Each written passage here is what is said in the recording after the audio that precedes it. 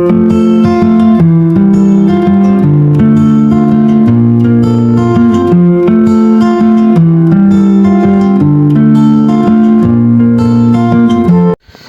day mga kabady.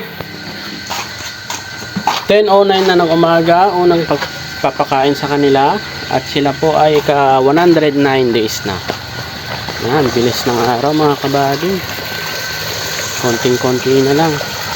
Yan, so mag-start na po tayo magpakain. Start na mga kabady.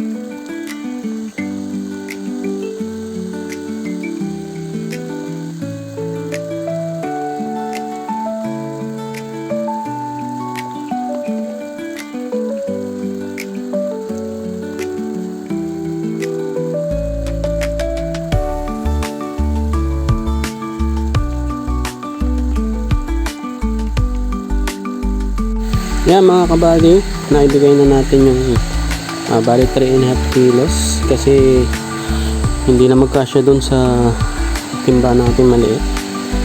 Pagka 4 kilos yung nilagay ko maapaw, so sayang naman yung matatapon, kaya 3.5 kilos muna naibigay na natin yon. So meron pang 1.5 para maging 5 kilos. Then pagka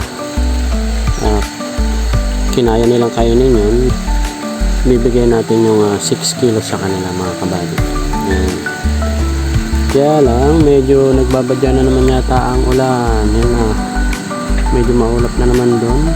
Kahapon dyan na naman galing ang ulan. So papaubos muna natin yan sa kanila para hindi sayang yung feeds. At kung makikita nyo, nag-drain na naman ako. 1.5 hollow blocks na yung ibinaba.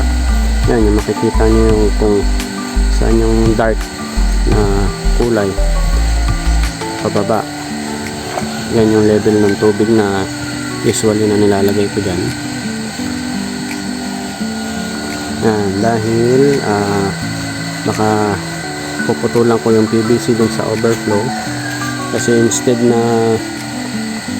matapon ng mabilis yung maraming tubig, ay medyo nasasakal siya kasi nga gawa ng maliliit yung butas na nailagay. Kaya susolusyonan na natin yan pagka bumaba na yan, umabot na dun sa level nung sa overflow. Tatanggalin ko yan at puputulan mga kabady.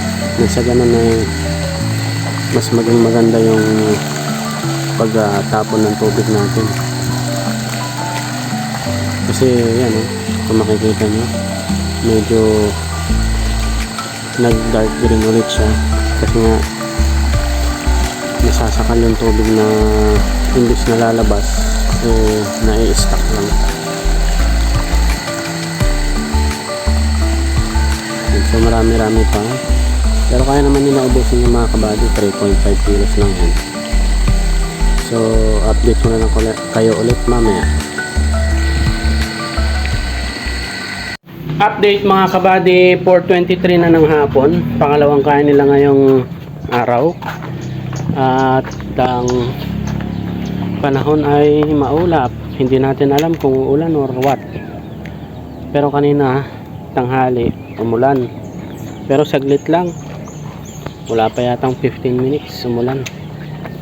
Yan, so ngayon magpapakain lang tayo ng konti kasi baka naman biglang bumuhos yung ulan kasi nga maulap. Yan, bigyan lang natin sila ng konti para hindi sila masyadong gutom na gutom. Tara, samahan nyo ako mga kabady. Start na.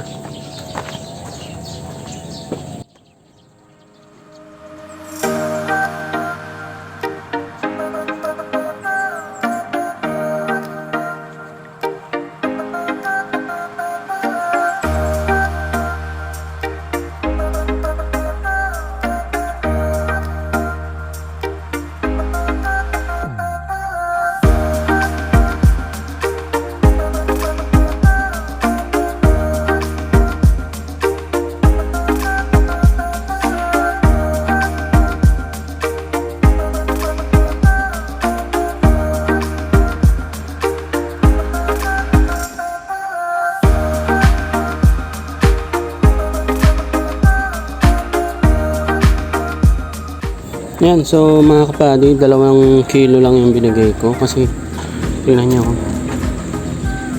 mahirap na, baka pumatak pa yan ngayon, hapon pa man din, baka mamaya maglutangan na naman sila, kaya tama na yung 2 kilo, bukas na lang. Hindi naman yan sila talagang as in nagugutom kasi lagi natin silang nabibigyan. Bibihira yung araw na hindi kompleto yung pagkain nila. Yan. At saka nga pala binaba ko nga, bali halos 2 steps na yung nakakaltas dito sa ating fish pan. For sure bukas 2 hollow blocks na yan. Then gagawin ko yan yung sa overflow, mas lalakyan natin yung butas nung PVC para nang sa ganun ay mas mabilis yung pag flash out ng maruming tubig, nang sa ganun ay yung ating mga tilapia laging magana. Kasi ang nakikita kong isang reason kaya sila tumatamlay kumain dahil yung dissolved oxygen, bumababa yung dissolved oxygen, so mahihirapan sila. Kaya ang nangyayari, parang tinatansya lang yung pagkain. Yun yung nakikita ko, pero hindi ako ganun ka-sure mga kabady, disclaimer lang, hindi tayo expert, pero yun nga, sa mga na-observe ko parang ganun. At saka yan, sobrang malumot kasi yung ating fish pan, baka tumaas din yung ammonia kaya ganyan.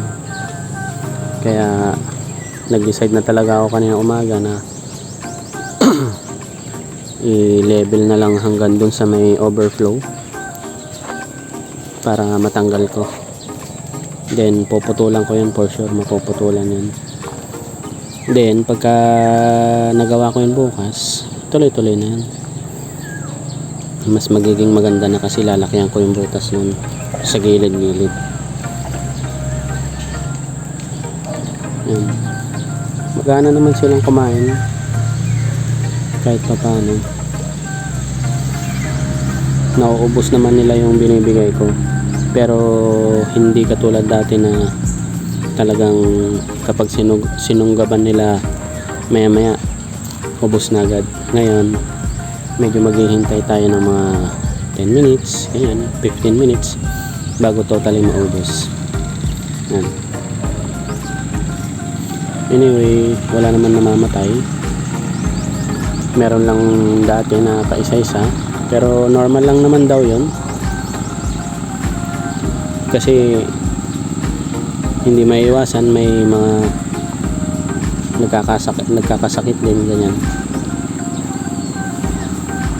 Pero kung paisa-isa lang, okay lang. Unlike yung nung una, talagang fish kill lang nangyari. Yan. So yan yung ina-avoid natin mangyari ulit. Kaya puspusan na ginagawa natin yung mga makakaya natin para mas ma-improve tong ating fish pan, especially first karga natin. Yan. Sana after nito sa susunod na mga grow mas magaling na ako, mas marunong na ako, para na sa ganun ay mas maging maganda ang ating pag-aalaga ng tilapia. Yan. So yun lang muna ang mga ibabahagi ko ngayong araw mga kabady. Pasensya na kayo dahil yan, medyo malabo pa rin.